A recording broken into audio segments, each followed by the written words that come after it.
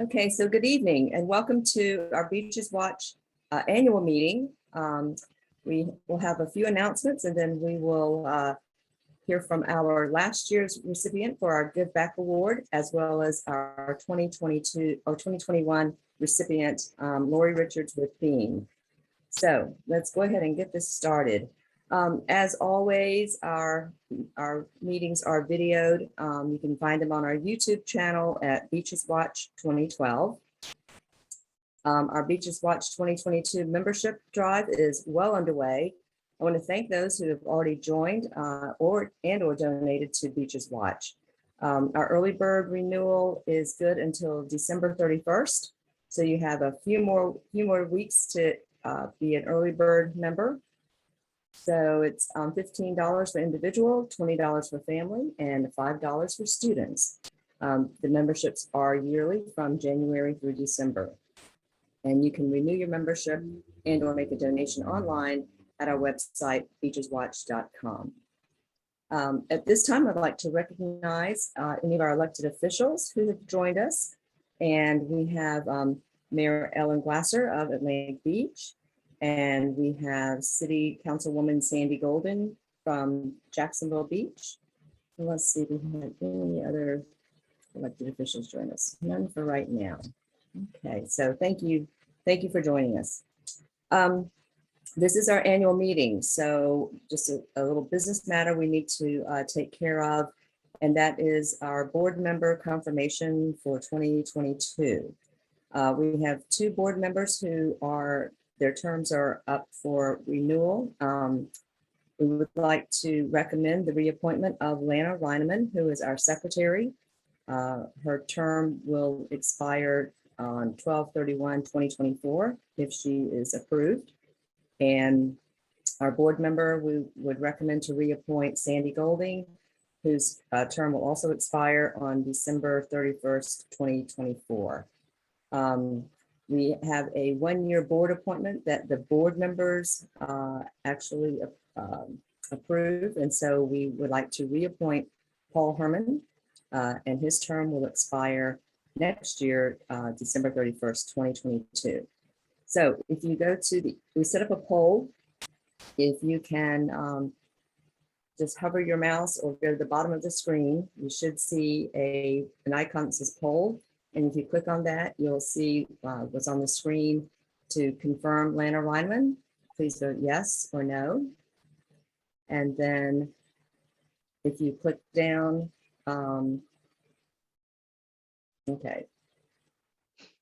So we've got 3 of 3 to answer. Okay. And then if we can go ahead and, so it's like Lana is, well, hold on. Sorry. Let me back up. I forgot one thing. We do take nominations from the floor. So if there are any, if there's anyone who would like to nominate someone or self-nominate, please enter that name in the chat box and I will check that.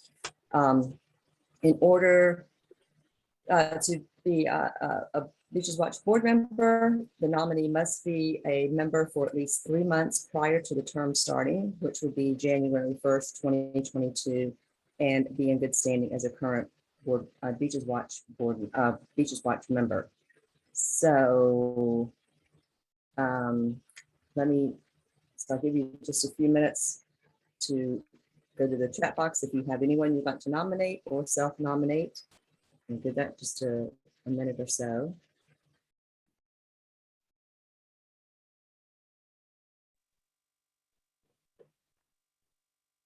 Let's see.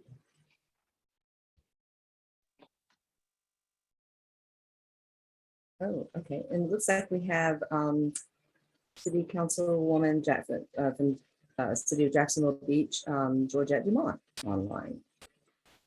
So it looks like there are no nominations from the floor, so we will continue with the poll.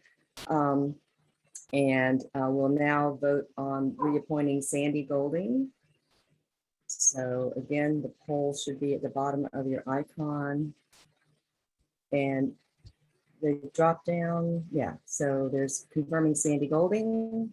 Could you please vote?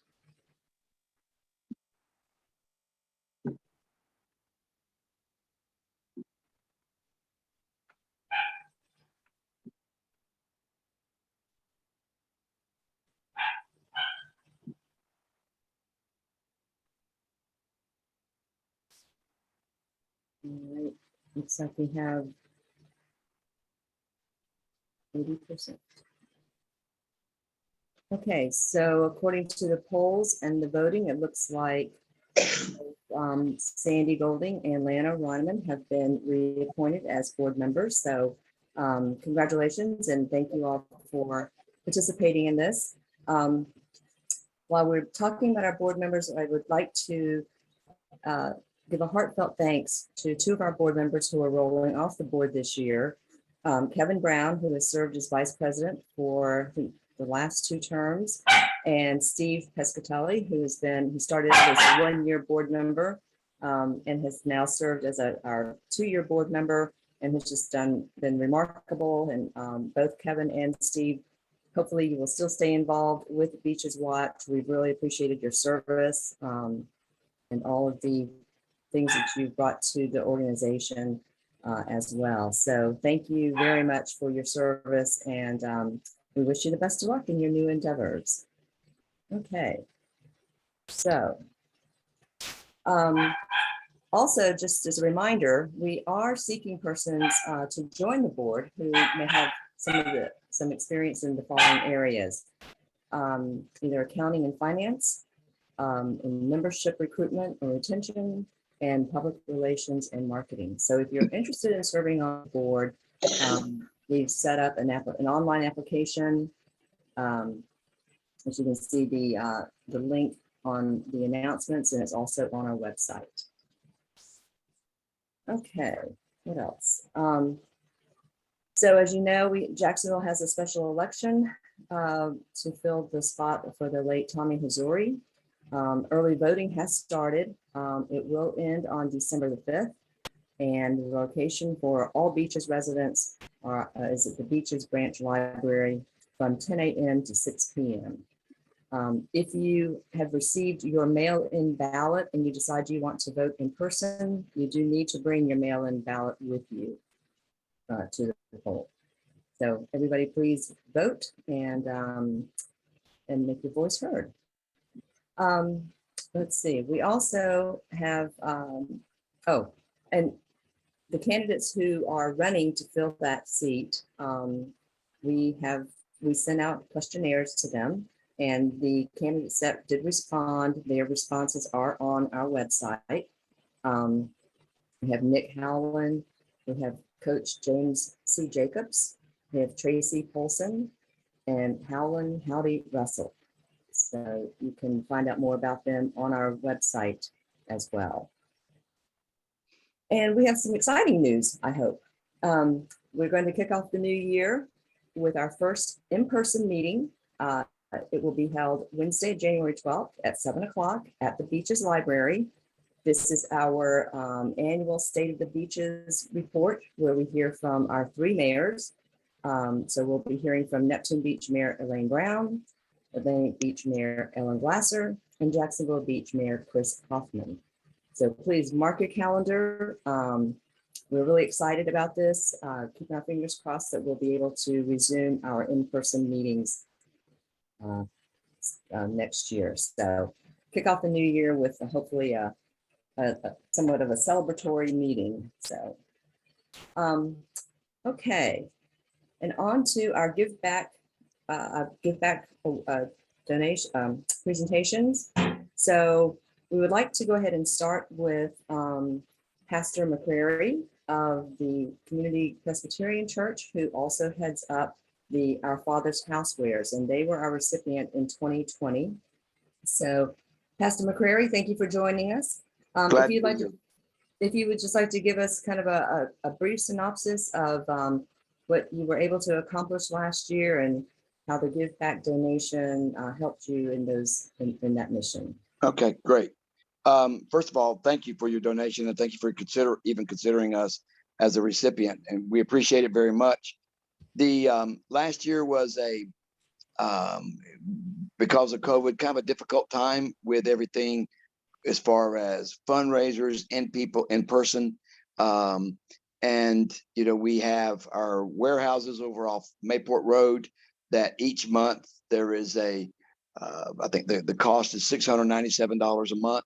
So yes, we applied that specifically well, not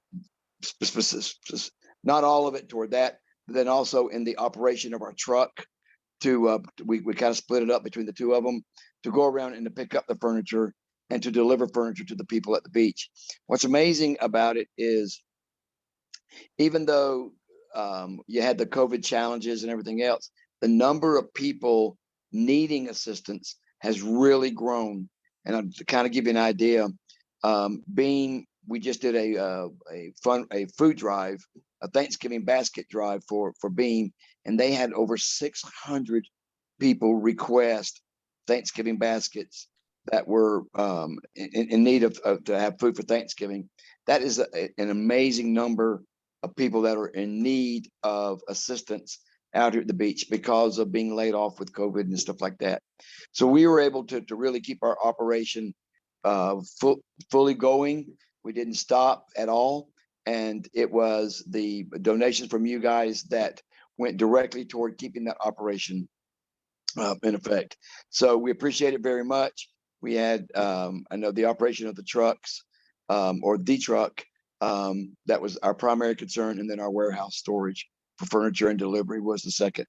It was a tremendous help. It was a blessing, very much so, to our crew, Diane Russell, Dan Turner, and Michael Corelli, that for when you guys came out and took the picture, for them to be recognized as being a needy ministry and a ministry that is very much supported by the beach community really meant a lot to them as well, and to our church, and we appreciate it very much.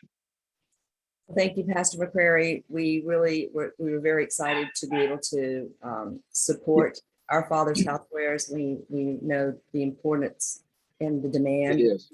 Of it's huge. You guys do and your mission, and we're just happy that we could be a part of that and contribute towards that. So thank you, and we really appreciate everything that you and your team does and continues to do for our beaches communities. Right. I know that I joined Beach Watch this past year. Can I attend the January 12th meeting at the Beaches Library? That was my question. Yes. Absolutely. Okay, great.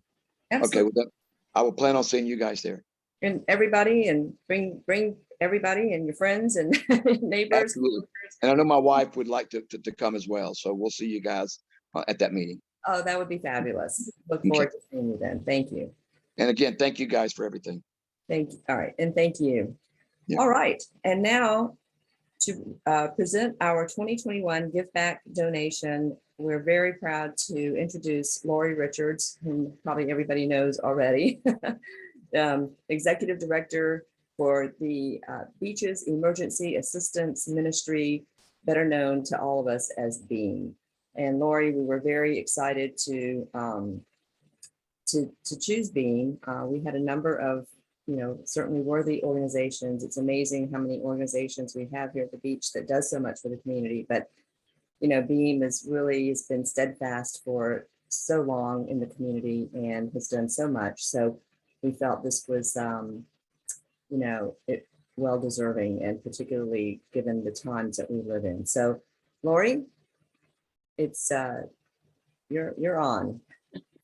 Thank you, Maria. Thank you, and thank you very much for this honor. There are amazing organizations at the beach doing great work, and I'm very pleased that BEAM was selected this year. I really do want to give a shout out to Pastor McCrary and our Father's Housewares. They're important partners to us. Our Father's Housewares is probably the only organization that we can look to for mattresses specifically, and that is tough to come by, and I'm very grateful when we have clients that are moving, or actually one of our SPP ladies, your truck was spoken for, and my husband and I had to come down and put them on top of our van to get them to her. So she wasn't sleeping on the floor first moving in, but she wasn't. And we're very grateful for the partnership and the work that you all do. We as well, towards you guys, you know that. I was sharing earlier in the discussion before we all came on together that BEAM, I feel, is truly a uniquely beaches organization.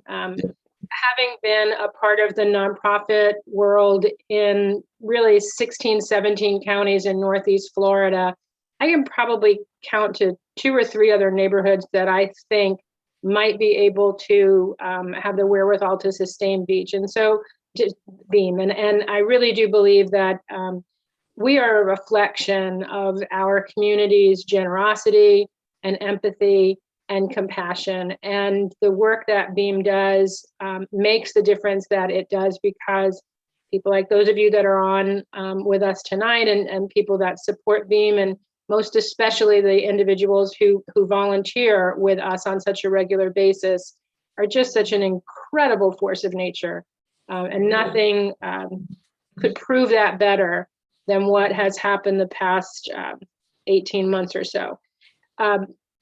Certainly I think we all sort of understand that when the pandemic hit, it was kind of, there was a great degree of uncertainty. I'll admit to worrying about things like payroll and paying the rent, and not really sure where things were going to go, but it certainly was moments, not even days, that I would receive word from our partners and funders letting us know that they were sending resources our way, and the cavalry was coming, and that told me very quickly that we were going to be able to sustain the work that we were doing in that face of uncertainty. And I'm very proud of what Beam was able to accomplish in that time frame. Not only did we not curtail our services, but we were actually able to expand them in order to meet the need. But I don't know about some of you, I'm sort of becoming a little tired of rehashing the challenges that all of us face, and it's time for us to sort of look to where we are now and where we're going. And so I want to share with you a few things about what we're experiencing. And there's a little bit of hope. As we closed the month of November, the amount of funding that we provided on behalf of our clients for rent and utilities was in the neighborhood of where things would normally be in 2019. So we had sort of a kind of normal month, if you would say. And we had saw that begin to happen back in the spring. And I think the need for our assistance in rent and utility is a lagging indicator. If you just look at positivity rates and hospitalizations and kind of what's happening with community health, it takes about 2 to 3 weeks of people having to isolate again, having to stay home and lose wages before we see the impact of that in terms of the numbers of people that are coming to our door needing assistance to prevent homelessness and be able to stay in their homes. So fingers crossed, let's see what December and January might bring. Yes, we had an incredible Thanksgiving event last week. I would say higher than normal years. It actually was closer to about 900, maybe even over 900 households that we served, in addition to the 600 or so that were distributed in partnership with St. Vincent de Paul out of St. Paul Catholic Father Murphy Hall. We also delivered over 250 baskets to the USO, to our seniors that we delivered to, and some other special populations where it just made sense for us to bring the baskets rather than have people come out to us. But it was an incredibly successful event. And I will say that what, again, is a sign perhaps of things being a little bit better. Last year and the year before, we had a virtual food drive where people weren't really going out to the stores to buy things, but they generously gave to us via our website so that we could purchase food. And the Thanksgiving basket donations were close to what we normally expect. So with people actually bringing the baskets that they had shopped for themselves. So that was certainly lovely to see. And I think that for so many of us, going out and getting the groceries to make sure that we have an abundant table, it's nice to fill a couple of extra bags and bring that to the Beam and the St. Vincent de Paul Thanksgiving distribution. So thank you to, I'm sure many of you, if not all of you that are on the meeting tonight, were likely a part of that effort. We are still experiencing with our food assistance programs the need for us to purchase food. We have not yet seen the community-wide collections of food come back in quite the same way. So I'm hopeful that maybe Thanksgiving was sort of a tipping point for that, and we'll begin to see that change. But donations that are normally collected at churches or through civic groups or through community-wide events. If any of you know anybody with the post office, we miss the letter carrier events that happened in May. That was a tremendous influx of food, and that hasn't happened in 2 years. So we anticipate that Beam will still need financial resources to purchase food, to make sure that our pantries and our mobile delivery efforts continue to be stocked with a good variety of healthy items for people. Our senior program services, which did amazing things when we had to ask people to stay at home, is kind of, again, shifting gears a little bit. We still have about 65 individuals that we regularly bring groceries to their homes. Volunteers come to our pantry, put together their groceries, and then other volunteers deliver that. And we are also finding that number of people kind of can fluctuate a little bit, but we certainly have now tuned in with doctors' offices and the hospitals, especially for seniors, but really anybody who may have had some time in the hospital and needs to make sure that they've got some groceries as they're coming home. We're adding that on, even if it's just for a temporary basis. The other thing that's going to happen with our seniors that I'm really excited about, because this was one project that we had dreamed of when we started the senior services, but did not pursue during the pandemic, and that is our trip and fall inspections. The real purpose of our senior programs is to help seniors stay safely in their homes for as long as that is their best choice and their best option. And we know that falling in your home can be such a setback. So we have a plan together. We have sort of a little checklist, and we have a few volunteers that we've trained. We could use some more, who will go out to the homes of the seniors that we work with now that it's kind of okay to let people inside, and just do an assessment. You know, is the toilet shaky, or do we need a taller one? Do we need grab bars by the sink? Is there a rug that's kind of bunching up? What can we do to make sure that we can reduce the likelihood that somebody might fall in their home? So we're excited about doing that assessment, and then we have plans in place to be able to address those issues if we find them. So that's something that will be happening after the first of the year. The other project that got started during the pandemic is our workforce development program. We were fortunate to be the recipients of a grant from Bank of America, which really gave us the ability to start this. We have done workforce development for the clients that were part of our single parent program. So the women who start with that endeavor, which is really focused on financial stability, you know, once we can help people raise their credit scores and actually have a little savings and pay down some debt, they're really at a point where they're ready to say, I want more income. That's how I'm going to change my situation. And so we have in the past invested in tuition. We've invested in tutors for people that were going back to try to get a GED. I don't know about you, but I don't think I could pass an algebra test right now. So, you know, giving people the resources they need to be successful at that. We have a few people that we've really allowed the ability for them to be full-time students if they were very close to finishing a degree or a certification. That would result in a significant increase in their income. So we've been doing that workforce development within the single parent project. We are expanding that for any of our clients. And we have begun to reach out to anyone whose rent we paid 3 months ago or 6 months ago. We feel that at the time that we're helping them with rent, obviously they're in the middle of a crisis. We're hoping that by reaching back out shortly after that, if things have settled down, they might be interested in talking with us about how are their budgets put together? How can we help them avoid that always being a moment away from not being able to pay their bills? And if we find that those relationships are positive and people are very invested in their own situations, then again, tuition assistance or certifications or help in some way to help people raise their income and have the experiences or the credentials in order to look for higher wage jobs is our next step. So we're excited that that is really just kind of beginning.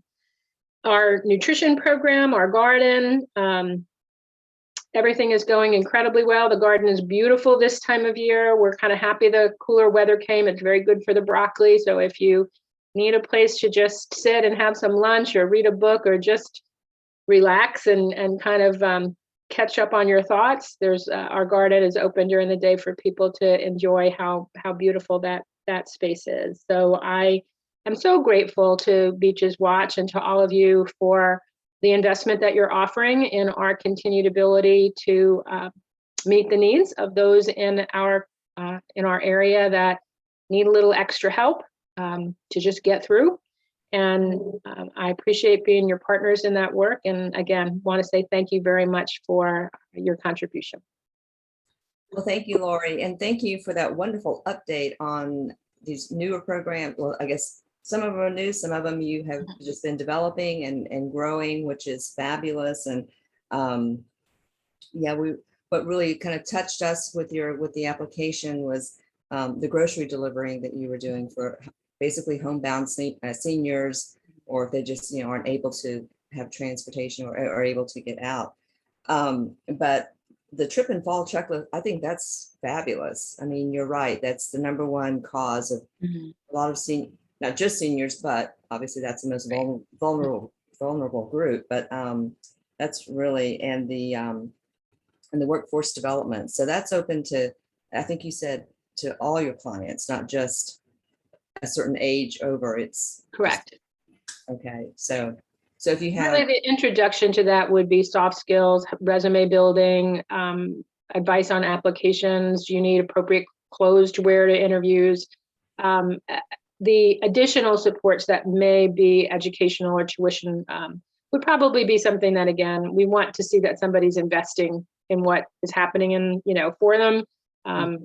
So it's not really an application, it's more about a readiness, which is a little harder to identify eligibility, but we have great staff that I know are going to make that a very successful program. Yeah, well, that's very exciting. So if you have, let's just say, someone who's in their early 20s, that for some reason they were not able to finish high school, so they were trying to get their GED and maybe go into like Florida State College or something. Is that something you guys could help them with as well? It's very possible. That would be something that we would want to help someone with is, so what we probably would do in that situation is help the individual have some sort of assessment that would tell them their likelihood to pass the GED and where they might need to do some remedial work. And then we would look to see what might we be able to do to help with that. What resources are there or available, or what you guys could offer through Beam? Oh, okay. All right.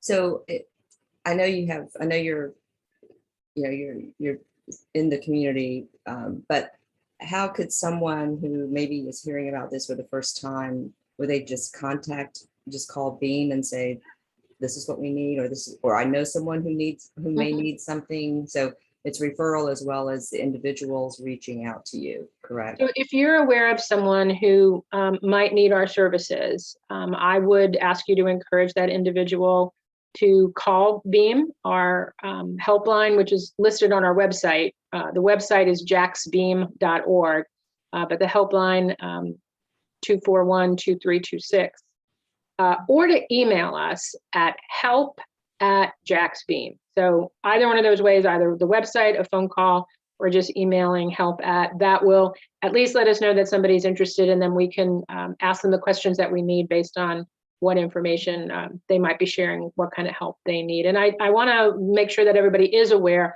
couple years ago, but not that long ago, Beam expanded eligibility for our services to not only people who live at the beach, but also who work for a beaches-based employer.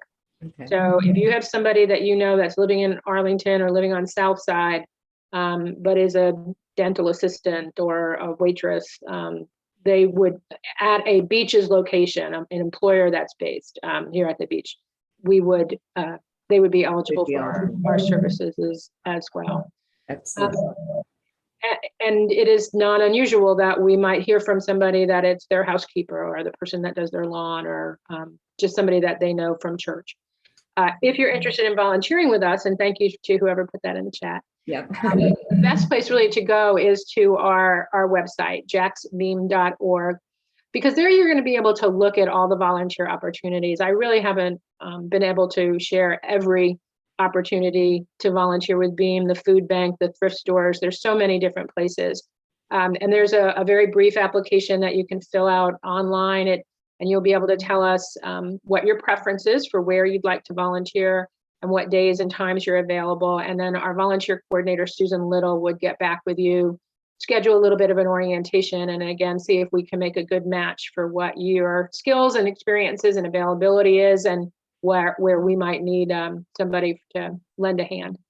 Wonderful. That's JAX Beam. JAX. Beam.org. Yeah. All right. So you talked about your nutrition program, the garden program. So is the garden program, is that where individuals have their own lots, or is that like like Beam's garden where people can come and actually pick vegetables from there, or how does the garden So work? it is our Beam garden, and we have volunteers who come and tend to 65 raised beds. We have a greenhouse. We harvest somewhere between 7,000 and 8,000 pounds of vegetables each year. We have 3 planting seasons. In the summertime, usually around the end of July, we cease operations. We cover all the boxes with this very thick plastic, and it is the absolute opposite of freezing. It is solarizing, and we use the heat to bake out any impurities or aphids or fungus, anything that might be there. The heat just kind of takes care of it, and then we kind of watch the tropics, and sometime in September, we'll start planting. We usually plant, most of what we plant is actually grown from seed in our greenhouse, and then depending upon what it is, carrots and beets can be put right into the ground. So those go right in as a seed into the beds.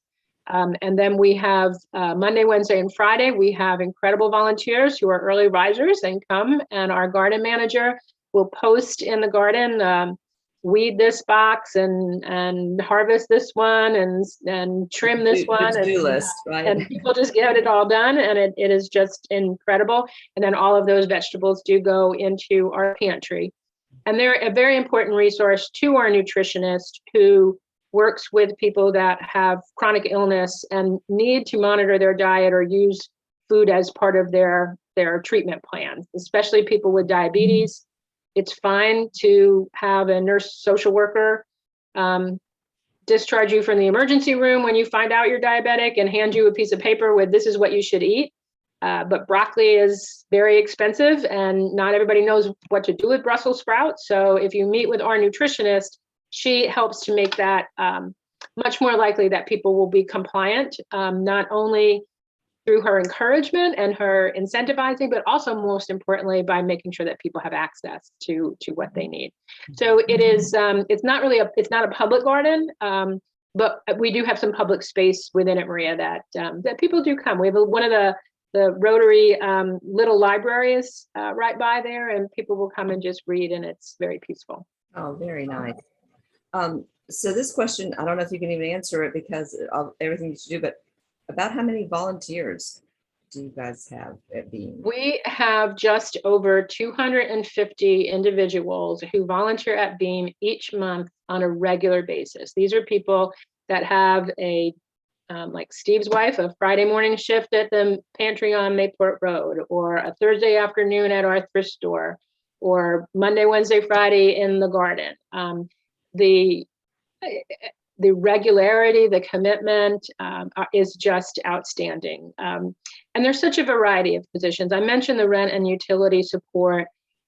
9 times out of 10 people that are asking for that support, the interview and the vetting process and the decision on that is done by one of our financial assistance volunteers. We have incredible volunteers that will help people navigate the online certification or recertification to get food stamp benefits, which is very cumbersome. And if you have any sort of literacy or digital literacy challenges, just having somebody that's comfortable with where to click next is such an important service that we're able to provide. So and then the ladies in the thrift store, they just amaze me. I remember that we had donated to us, gosh, I hope nobody here donated them, but they were these very odd lime green club chairs that I remember seeing on our dock and thinking, oh, those are never going to sell. They're really not very attractive.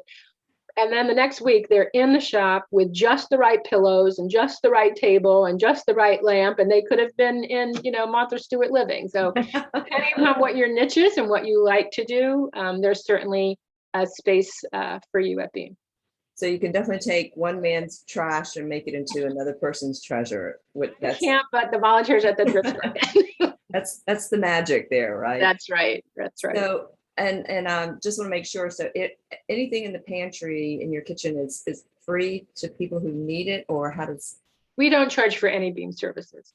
Okay. All of what we provide is free of charge to clients. The typical family of 3 will go home with groceries for 3 days, for 3 meals for each individual, and the value of that. And I'm going to say I did that a while back, and I want to say that the value of that was about $160. So I'm sure right now with where prices are, it's a little bit more than that. And again, if you're barely making ends meet, that is a significant addition to stretch somebody's dollars at home. Yeah, absolutely. Absolutely. And I was going to say, it's probably closer to like 200 now. I mean, I just think about Right. just 2 of us and how much we spend on groceries, and Right. it can be sticker shock. So, but the things in your thrift shop are for sale. Yes. And that is part of what helps support Beam. Correct. It's about 1/3 of our income. So our thrift store on Cheddar Avenue and our thrift store at 7 North and 3rd Street are very important resources to us. We are very fortunate to live in a community where there's some beautiful items that people are ready to part with, and we're able to resell to support the programs. But occasionally, we do also make things available to clients. I was mentioning before about the woman that we helped move into the Waves, her and her young son. And she and I went over to the Cheddar store when it was closed and found bath towels and curtains and knives and forks and plates and, all those sorts of things. So usually that might be an after hours situation. But we do occasionally make what's there available to somebody who is transitioning, moving, or for whatever reason, doesn't have anything in their home that they need.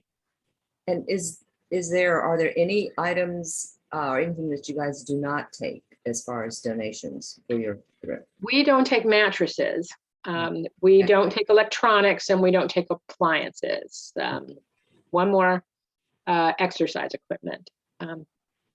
There is a list on our website where it talks about the thrift stores in case I missed anything, but those are really those are the big items. Those are the big items. Part of it is space. The donation area and the loading area for our thrift store is shared with our food bank, and so just making sure that we've got room for all that going on in limited space. And donations can be made at both locations or just one? So donations to the thrift store are just at the 7 North behind that building. Okay. Is where our donation space is. Food donations can be taken most easily to the food bank, just the same spot that you would donate clothes or items for the thrift stores, where you can also donate food. If it's a very small amount, you could bring it to our pantries.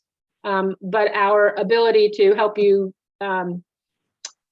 unload your car, or to just have that consistency, you don't have to worry about if we're closed for lunch or something like that. Right. We do ask, and this does happen sometime, you load up your car on a Friday night planning to come by Saturday morning, and it is pouring rain. It's not covered, it's not climate controlled. So if it's just a downpour, we ask that you wait till we have a little bit more sun.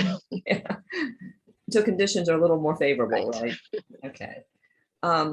Well, Lori, is there anything else you want to mention, or anything else that you want our viewers to know? And I know volunteers are your primary engine, right? I mean, with that number of volunteers that you have each month, it's amazing. And I know they're a huge part of why you can do as much as you do.